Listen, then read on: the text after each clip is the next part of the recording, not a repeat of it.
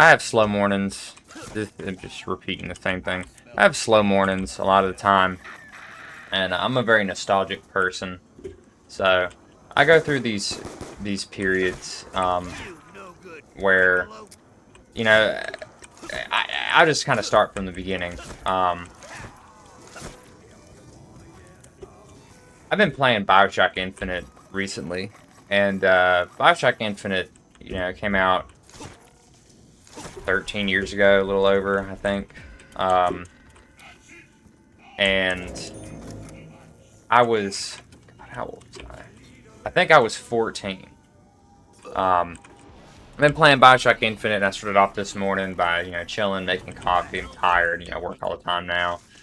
Um, so I made me some coffee. Uh, it's probably going to be a long, ranty thing of me just kind of shoving a bunch of clips together and whatnot, but, I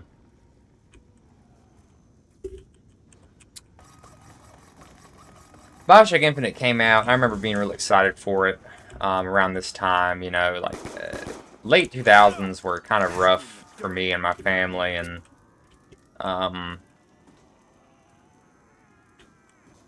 school life and everything. And once late 2010, kind of into 2011, things started to get better. I mean, they weren't like great or anything, but they started to get better.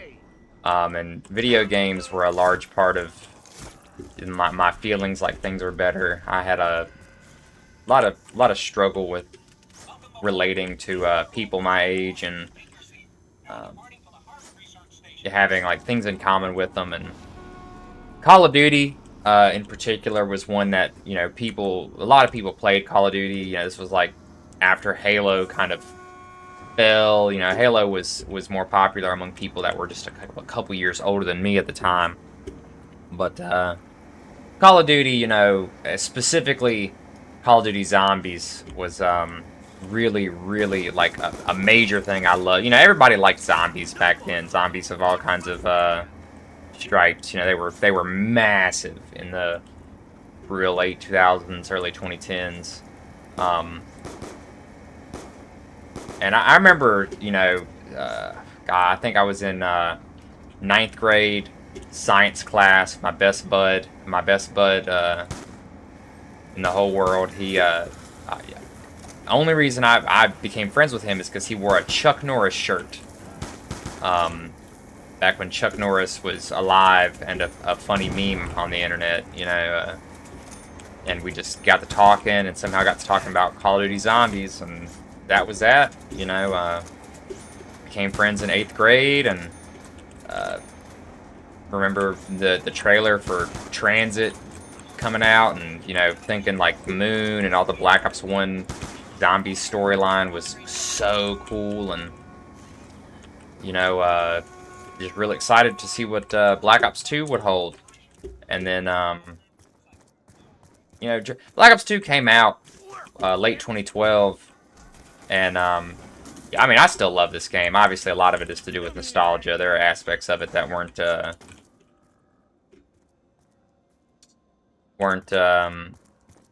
all that great. People did not like at the beginning. People hated Transit. Um, but I still the vibe that Transit gives off, the like actual like zombie apocalypse vibe. You don't really get that in a lot of Call of Duty Zombies.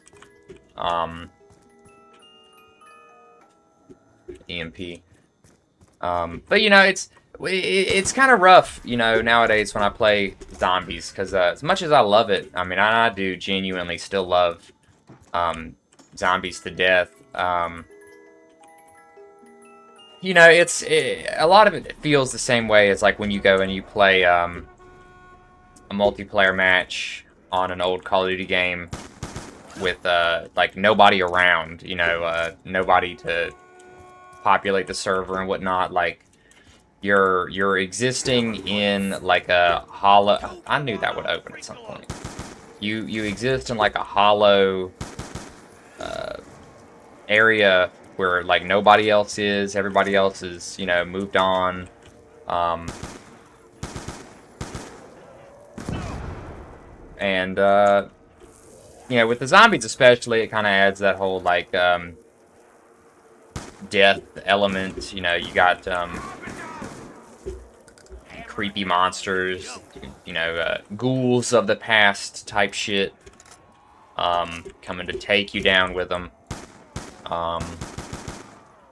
But I don't know, like that period, you know, was where I would become a teenager. I had more access to the internet. You know, the people's financial situation wasn't great, but it was starting to improve for me, and I know for a lot of other people. The late 2000s and, you know, early 2010s were a time of a lot of financial struggle and hardship. Oh, nice. So, you know, it wasn't like things were all like peachy just because a video game came out. But video games, for a lot, you know, I'm sure people have seen the videos on like how Modern Warfare 2 or whatever was how a lot of the American youth, you know, fucking 20 years ago now, which is the painful thing, coped with the Great Recession and all that. Like, you know, it's not like video game consoles were cheap or anything back then. I went through a period of time where my game consoles had to get sold to make ends meet, and I was just kind of like, you know, there's nothing around. And then years later, you know, once people started to get more back on their feet, I was able to get a PS3. I still remember it was the Friday after Black Ops 1 had first came out. I got a PS3, and I had saved like a little bit of money all throughout the year. My grandma bought me a PS3, and I got Black Ops 1, Spider-Man Shattered Dimensions, I think, and Assassin's Creed Brotherhood. And then I got the God of War collection a little while later, and God of War 3. I loved God of War on PS2. Like they, you know, it was kind of like that transition from, you know, you being like a little kid into being a tween and teenager.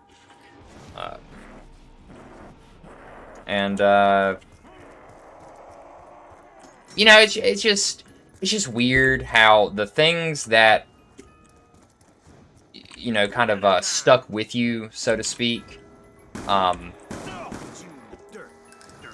during those like transformative kind of years in your life, like they still feel like they're something. Like when you go watch like fucking Easy Rider, the old movie, you don't go, oh man, this has something to do with me. You know, it's got something to do with a generation before you. And while that might be like cringe to say as an almost 30-year-old man now, these video games, you know, they played a large part in like my, like the time period from where I transformed, you know, from a little kid into a teenager.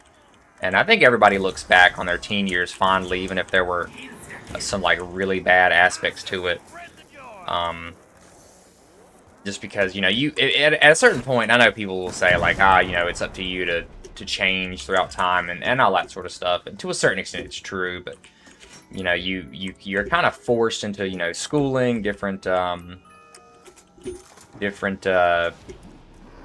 environments. Whereas when you're an adult, you know, you have to really try hard to do anything that isn't work, chores, sleep. I mean, just eating right, exercising, keeping your body moving, taking care of it the right way. You know, that's a lot of effort. And so, and then everybody else is working, and if they're not working, they're probably not in a position to go out with you and do stuff with you. Most of my friends have either, you know, kind of gone bad on drugs, and one of them did kind of make it through that. Whoops. One of them did kind of make it through that better, and one of them kind of, I don't know, like their quality of life degraded to the point to where, you know, you can't really be around them. Things are just really bad. They can't make any good decisions, constantly digging themselves into a deeper hole. And my best buddy, that I had mentioned, you know, with the Chuck Norris shirt, who I started playing zombies with, His life got really, really bad shortly after Black Ops 2. He got out after Black Ops 3. His life improved, and then things got worse, and he left the country, went to another country. His life stagnated for a couple years, and he was through some circumstances, some choices of his own, was forced into kind of a better life situation. Like he was in some ways forced to adapt, and material, environmental circumstances worked out. He's doing a lot better now. He didn't really play video games, which I kind of feel like is probably the right thing to do for a lot of people. I really only play video games from around this time because they feel like they're intrinsic to me in a lot of ways. Around this time, I'm just gonna go on ahead and let them kill me. Around this time, I played BioShock 1. It was already old at that point, so I didn't really have it was like kind of like before my time, so to speak. And so when it come to BioShock 1 and playing it, I was like, oh, like this game's really cool, it's really awesome. But I had kept up with BioShock Infinite's like development cycle, and I was excited for it.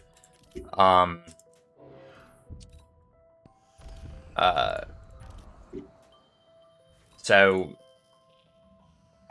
I still remember me and my bud, the one that played zombies, waiting at the bus stop.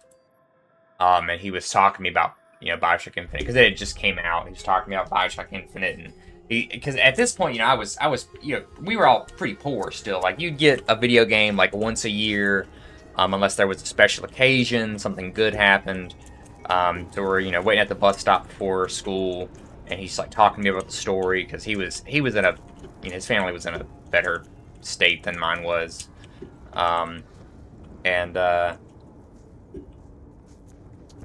He was just, and I was like, oh man, like the Comstock is Booker and Elizabeth's your daughter, what? Like, it's crazy. And you don't get the full context for it, but it mind blew me. And then I didn't get to play BioShock Infinite until, God, it was free on PlayStation Plus sometime in like 2013 or 14. It and Battlefield 3 were free on PlayStation Plus around the same time, and that was when I finally got to play it. Back when PlayStation Plus was really cool. And I don't know, where was I going with this? This wasn't around this time, I was playing these games, and these games were coming out, and gaming was so cool and interesting, and during anything that was new during those, what I'll call like the transformative like time for me, it like imprinted on me like as part of my identity, I guess you could say. It's not that serious, but it kind of is. Where like these things that I really liked and I was very excited for, and I remember being excited for them and spending time with them, and the big thing is like talking to people. Now people don't really talk to people, which like you can't really blame them. A lot of people are difficult to talk to. Everybody's upset and financially squeezed, and it's why there's so much nostalgia slop, and there has been for the past 10 years, because like people, they just don't like the new stuff that comes out. It doesn't hit them. It's not part of them, The last Call of Duty game, I felt like that I was a part of like that spirit, that like in the air, so to speak, was Black Ops 3. After that, Black Ops 4, I bought a couple more Call of Duties, but after that, I could just tell like my time, so to speak, had came and gone, and sticking with it, like the game might be fun, but like I wasn't interested in the community or the environment and the battle pass and cosmetics and Warzone and all that stuff. It was it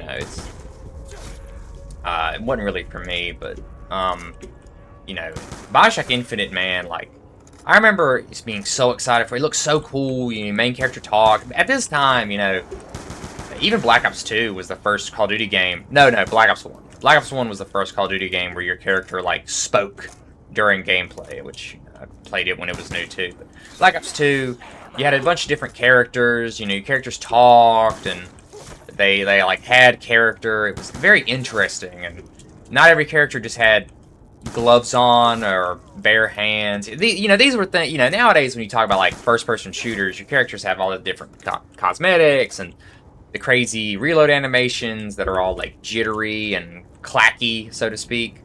But back then, like, everything was a lot more toned down. You know, the reload animations in Black Ops 2 are very smooth and slow and kind of basic. But I remember the trailers for BioShock Infinite, you know, your guy was wearing a suit. You know, it just looked unique. And then the game comes out and he's just got bare hands. You know, I thought that was kind of whack, which is why I mod the game. But God, what was I saying? I'm just rambling, is what this is. I'm probably just gonna upload this in whole because I'm not really expecting anybody to watch it and really listen to it. But I feel like a lot of people feel, you know, to some extent, like a percentage of what I'm, like, saying with this. Like, you have these memories, you know, kind of early Gen Z people have these memories of being excited for games, and even, like, movies, TV shows and stuff. And now you see the strings behind everything. It's like, that's just slop made for someone to make money. You know, and like everything was back then too. Like Black Ops wasn't not slop, but you know, it was slop with a little bit of quality, and it had some gravity to it. You know, and a lot of that's because you're a kid. You know, the things that are novelties, like they mean a little bit more to you as a kid. And once you've seen so many of these things over your life, you're like, yeah, it's, you know, it's more the same. Even like my granddad, he was really, really into Kiss, the band, when he was younger. And this was about 8-9 years ago now. You know, I was chilling with him in the living room, and I was talking to him, and he was like, you know, looking back, like, Kiss, like, their music kind of sucks. He was into, like, Wasp and Journey and that kind of stuff, you know, when he was younger. But Kiss was the main one. He'd tell me he would, like, sneak out to go to concerts, and his mom thought it was devil music. And he's, you know, he's that kind of crew. But he told me that it wasn't really about the music. The music didn't really play all that much of a part in it. It was the spirit of the time, you know, the character of the age that he was in. And the environment, and you know, the social and kind of communal aspect of these things, which I think is lost. Digital community isn't the same. It's not like a real replacer for the actual, like, physical community that people want to have for the things that they think are interesting and they care about. I mean, when was the last time, you know, anybody had a LAN party or went to a midnight release and played like a little mini tournament? Like, I'm sure it still happens somewhere, but it's not part of the culture the way that it used to be. Hanging out in Discord servers and Twitch streamer chats have kind of replaced that. I think it's killed a lot of the you know, worthwhile character of a lot of these things. He told me that the music, oh god, I'm gonna die. Ooh. He told me that the music wasn't really all that good.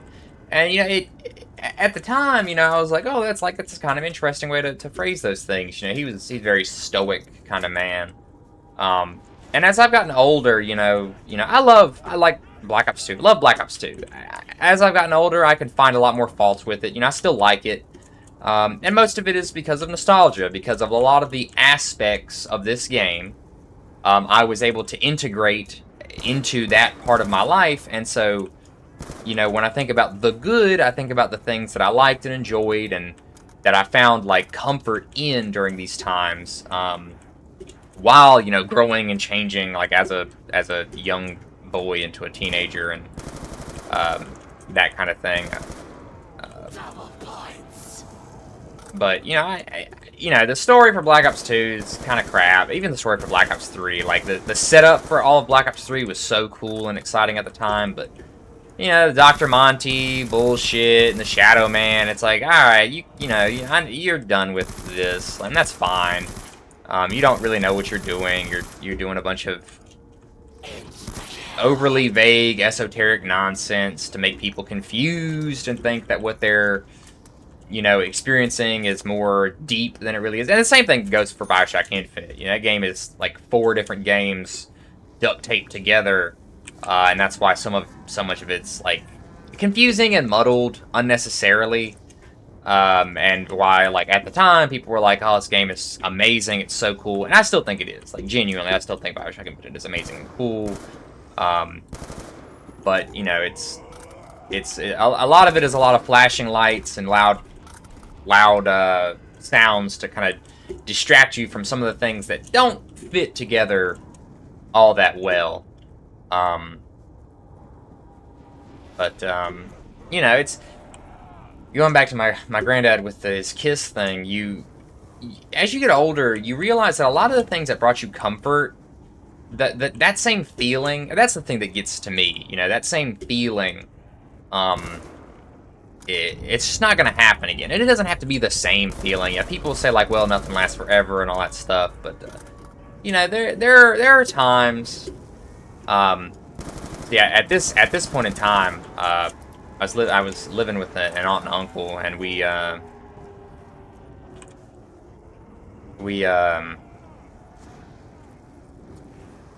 did I say this already? My mind is jumbled, but I lived with an aunt and uncle, and they had fries in the like frozen French fries a lot, and so I would get home from school.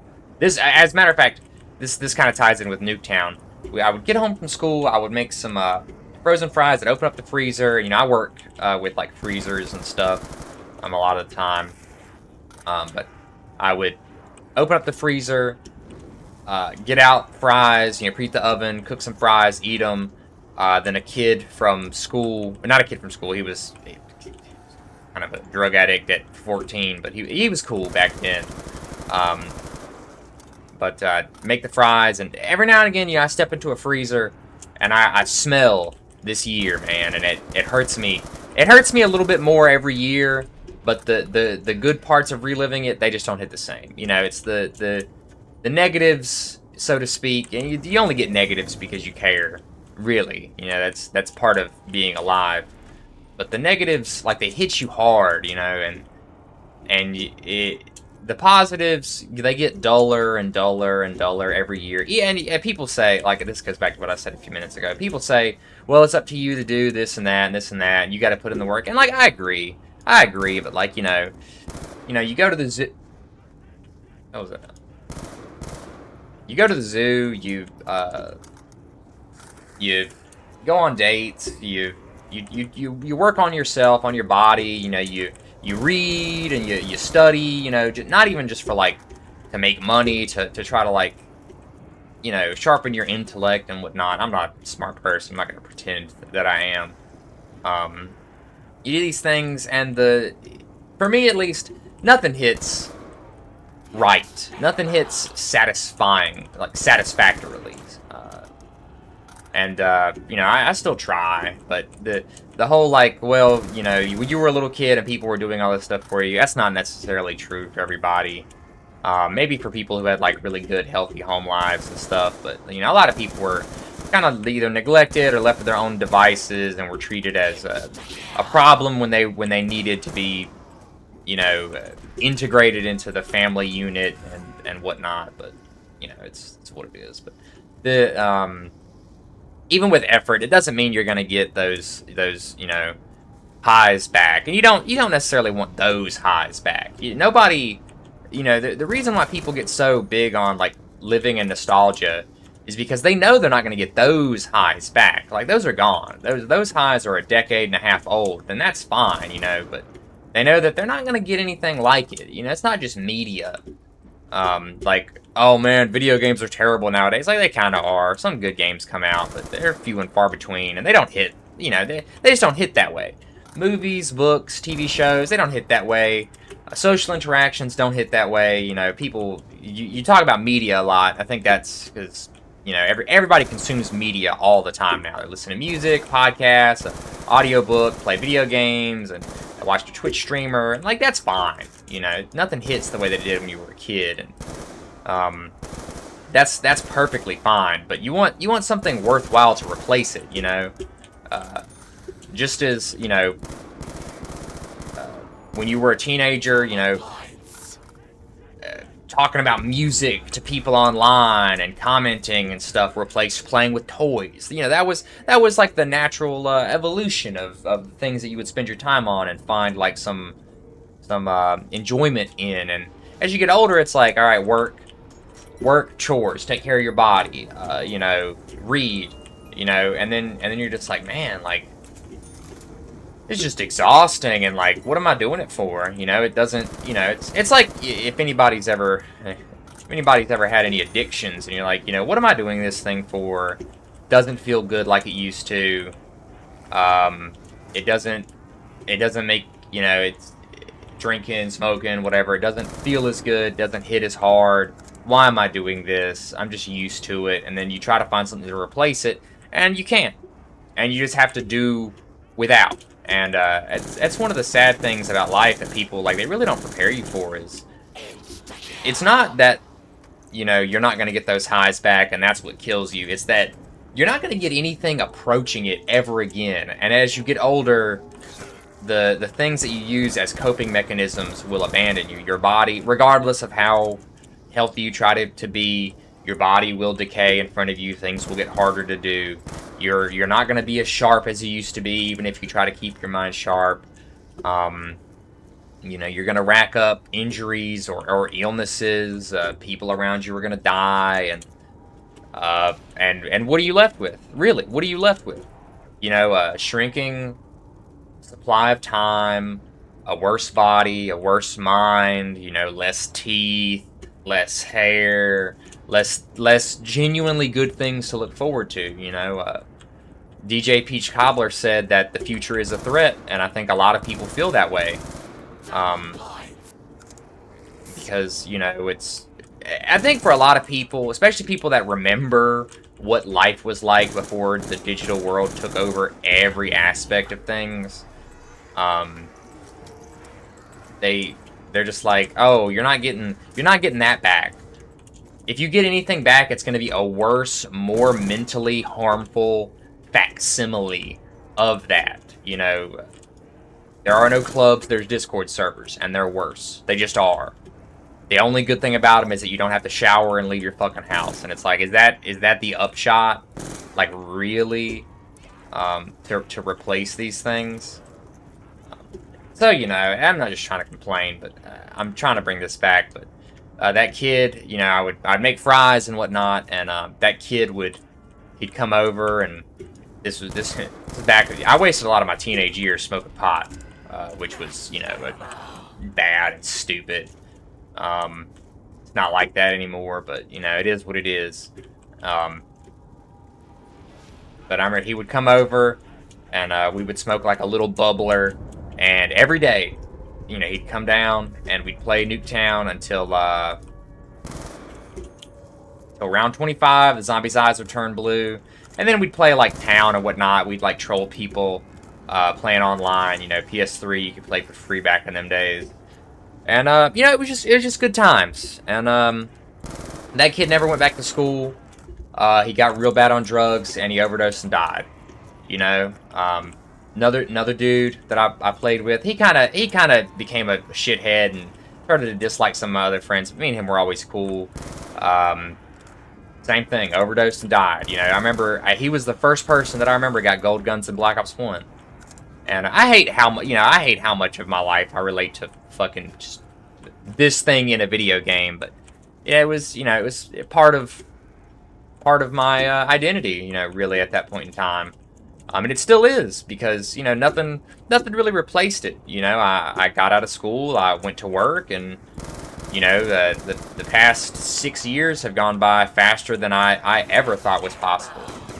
And, you know, it just kind of hurts in a lot of ways. Because even when you put in the effort to have social interactions, and you know, when you try not to stagnate, you put in the effort, and you don't really feel it making a difference.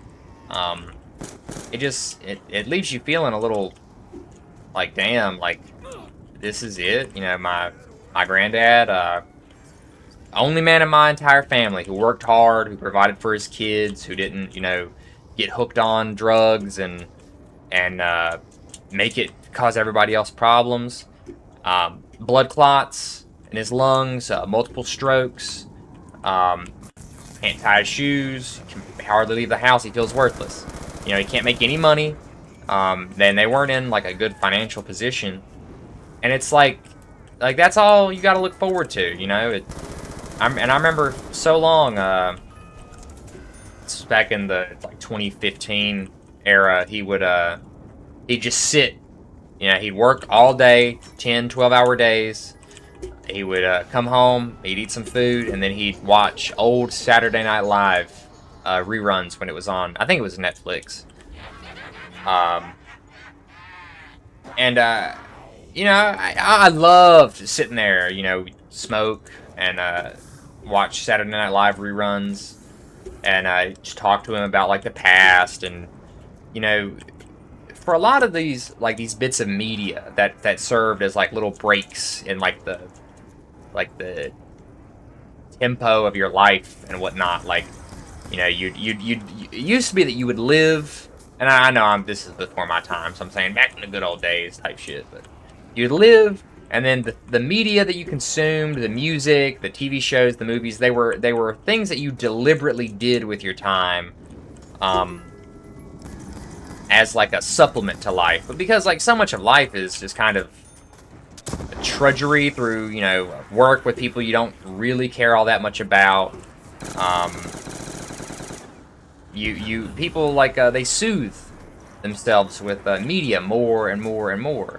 But he talking about like things that he was doing, like when this come out, and seeing, you know, X or Y thing on the news and events that were going on, and like when his mom died and all that stuff. And you know, for me, it's very similar with that. You know, I remember when I heard my boy died, and I just think back to, man, we used to play Nuketown Zombies every day after school. Play some Nuketown Zombies, troll people on the internet.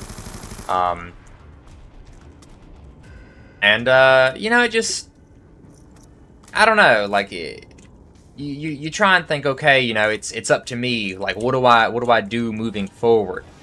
And sometimes you just get really fucking unlucky, and bad shit happens. It's not your fault, but it's your responsibility. And if you don't have something work in your favor, you know, if you're constantly working against the flow of the river, you know, it puts you in a bad position for years. And when you have something work out and it feels like, you know, you're deliberately moving along the flow of the river, I mean, it feels good, but it doesn't last, you know. And even the things that do work out for you, they're normally like materialist shit, you know, consumptive, not really meaningful, you know, like Black Ops 2, BioShock Infinite, Far Cry 3, GTA 5 even, you know, GTA 5 I think resonated with a lot of people, specifically because they played it so long, you know, people that were a couple years younger, a couple years older. Like these things, like they mattered to me. They were like integral to my identity because they happened during that like transformative part. I was able to integrate them into like the essence of my being. But like, you know, as things go on, you kind of can't really help but stagnate. Because the things that come out, you're like, yeah, I've seen it, I've done it, nothing new under the sun. You know, not new to me. Who cares?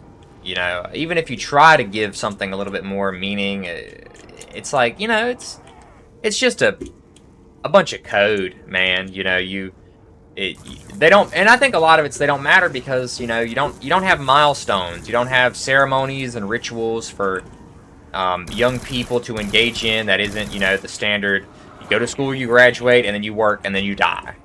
You know, I mean, maybe you'll have kids, but I never wanted kids. Trying to take care of, you know, my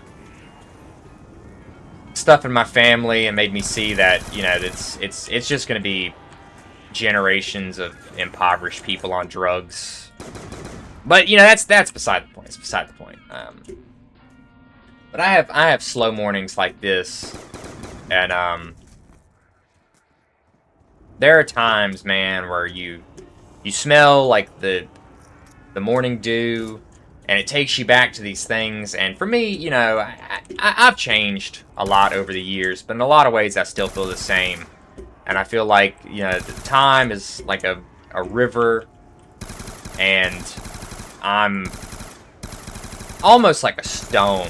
And instead of changing with it and you know, either going against the flow of it or choosing to follow the flow of it, I'm just like weirdly stuck, and I don't know what to do. And you know, time's changing me the way that it like a river erodes a stone. But it's not like, you know, it's like a lot of other people are fish, and they're able to swim against the flow or with the flow, and it gets them somewhere. And you know, I'm a stone stuck in the river, and it's making me lesser every year. And you say these things, and you try to point these things out to people, and they go, "Well, that's your fault." And like, yeah, I mean, a lot of stuff is your fault. You know, I'm not absolving myself of responsibility. You know, you go, okay, it's my fault. I'll get off the things that hurt me. I'll try to not indulge in bad habits and whatnot as much. I'll try to improve myself. And it's like, okay, you know, I'm healthier, I'm skinnier, I'm more muscular. My skin care routine is better, and I don't really feel all that different. I don't know. If anybody sees it, let me know what you think.